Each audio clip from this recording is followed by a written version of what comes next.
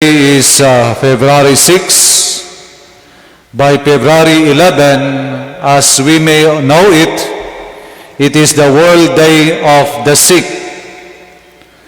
We will just have masses in that day. We could not any longer have the sick come here, and we have this anointing of the sick because of the health protocol. We just have to be content with praying for them and being concerned for them. And most especially also for the month of February, that is a pro-life month. In other words, it is all about the healing ministry of the Lord.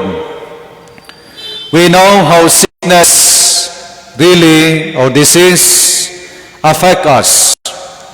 We even have during the masses the oratio imperata.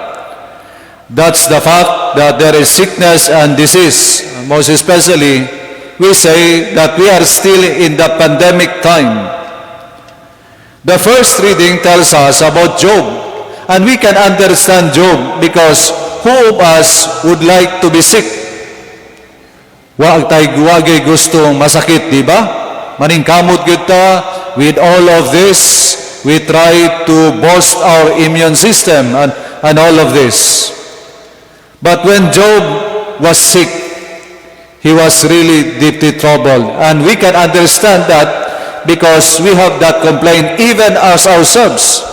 Sometimes we even ask, anong nasakit man ko, nagbuutan man ko, and all these things that we say.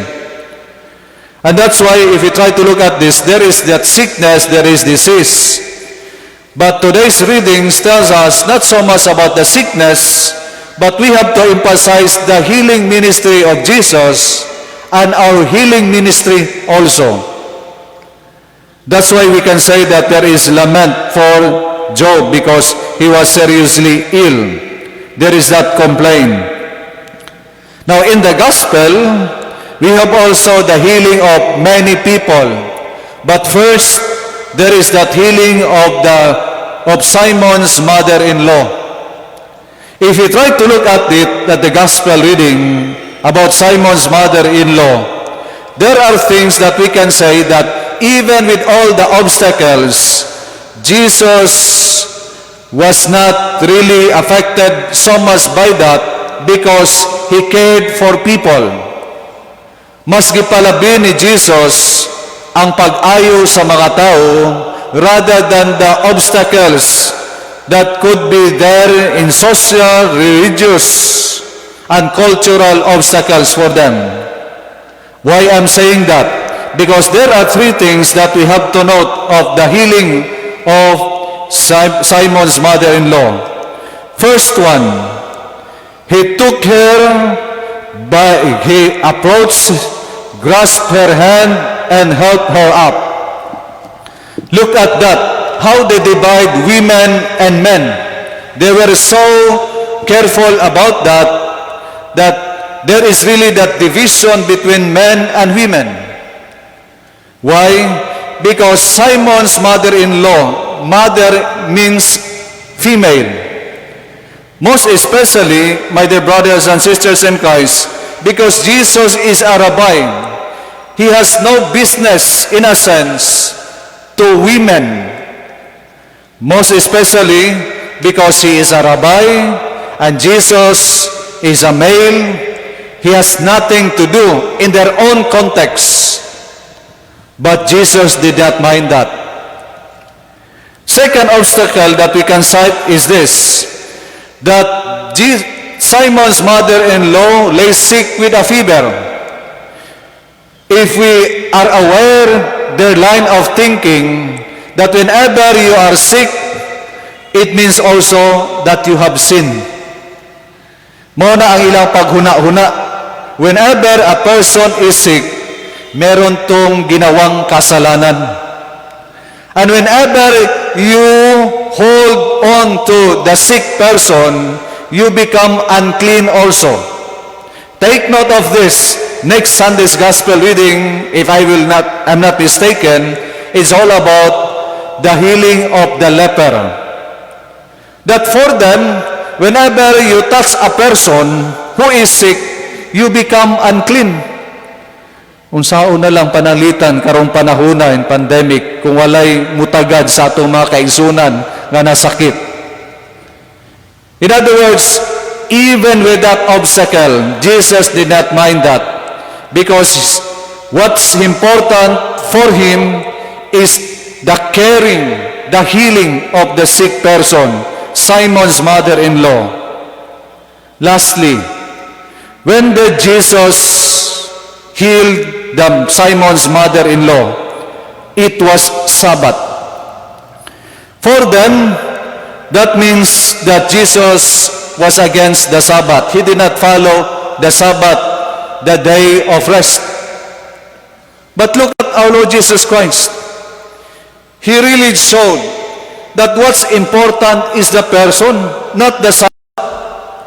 Because we can even remember what Jesus said. Man is the law, Sabbath is made for man, not man made for Sabbath. Mas importante ang tao kaysa balaod.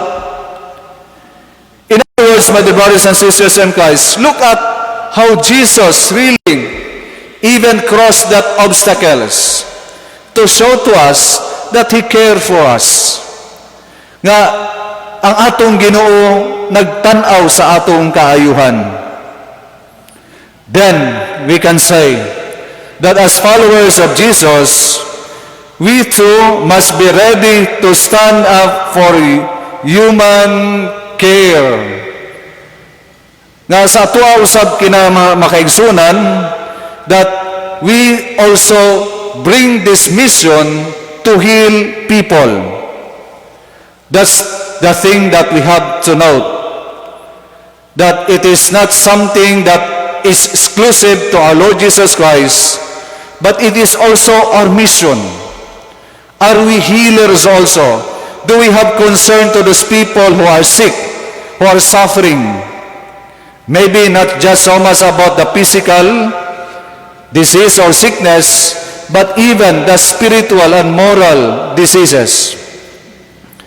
Secondly, if we try to look at Simon's mother-in-law, when she was really healed by our Lord Jesus Christ, what did she do after her healing?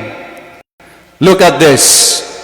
Then the fever left her, and she waited on them.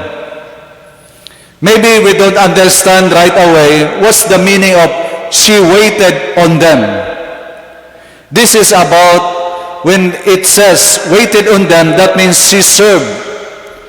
Iyang giserbihan ang iyang mga bisita. Is this significant? Indeed, my dear friends in Christ.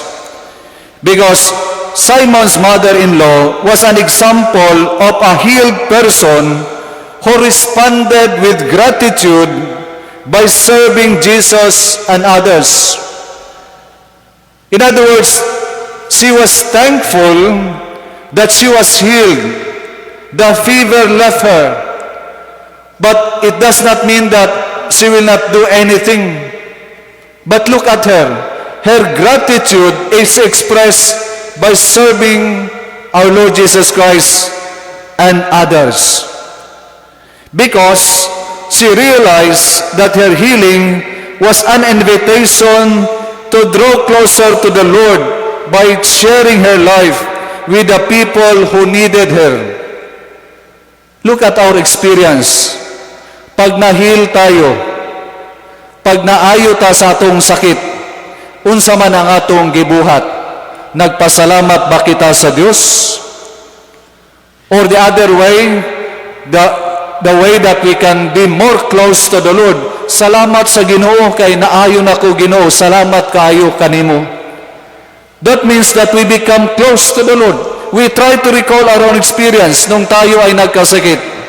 What did we do after when we were healed? Did we thank the Lord? Are we grateful to the Lord? Kana ang atong pamalandong. Another thing that we could say about this is that she was not healed so she can enjoy life. She was healed to be an instrument. When we are healed, it is not just enjoy life. Oh, naayon ako. I will do anything because naayon ako. I will just enjoy my life. No. There's a message of that.